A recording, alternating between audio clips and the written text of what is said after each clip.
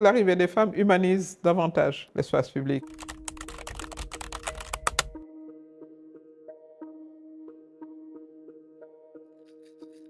C'est l'aboutissement d'un processus qui a commencé avant l'élection du président Bassirou Diomaye Faye. Puisque nous étions tous, avant l'élection du président Bassirou Diomaye Faye, dans la coalition Diomaye Président, alors qu'il était en prison d'ailleurs. J'étais à cette époque la superviseure générale de la coalition. Notre valeur ajoutée, c'est justement de défendre le modèle sénégalais, un modèle fait d'ouverture, de respect des institutions. Le président Faye insistait sur la nécessité de défendre ces institutions. Il est même lui-même le produit de l'efficacité de ces institutions, puisque c'est le Conseil constitutionnel en 2024 qui a ordonné la tenue de l'élection présidentielle.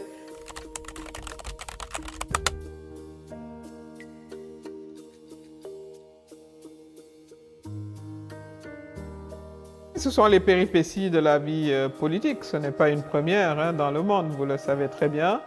Beaucoup de cadres et des pans de PASTEF ont rejoint Kira et les Patriotes républicains. Ils étaient 346 maires dans la salle, répertoriés.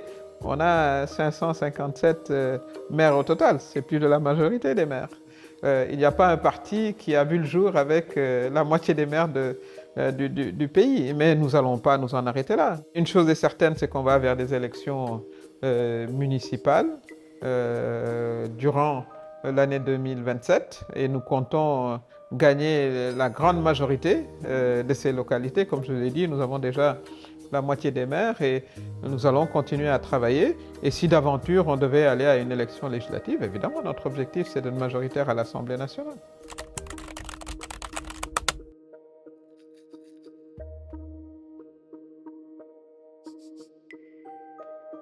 Ça, je n'ai pas d'hésitation à vous dire non, bien qu'il faut le dire, et c'est quand même une première en Afrique, après le Rwanda, c'est le pays où il y a le plus de femmes à l'Assemblée nationale.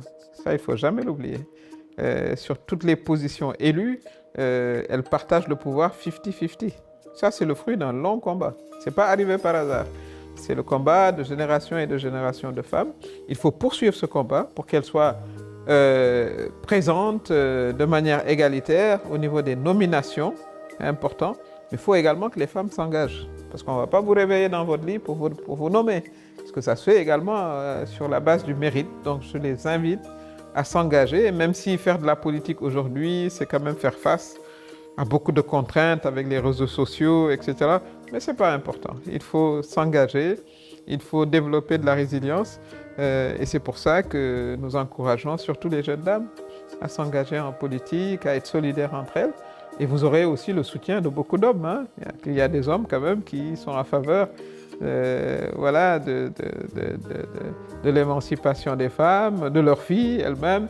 Donc elles peuvent également compter sur des hommes qui développent une masculinité positive. Mais je pense que l'arrivée des femmes humanise davantage l'espace public et ce serait une bonne chose. D'abord, c'est un droit constitutionnel, mais également, je crois qu'elles apportent beaucoup à l'espace public. Elles l'humanisent, on va dire.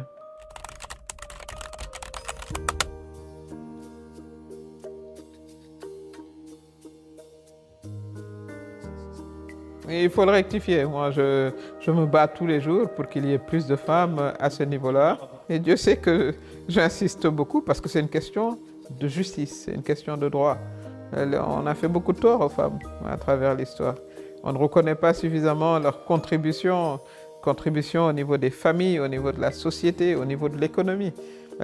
Donc, il faut qu'il y ait un cadre juridique pour garantir les droits des femmes. C'est important. Si on a la parité à l'Assemblée nationale, c'est parce qu'il y a une loi qui rend cette parité obligatoire.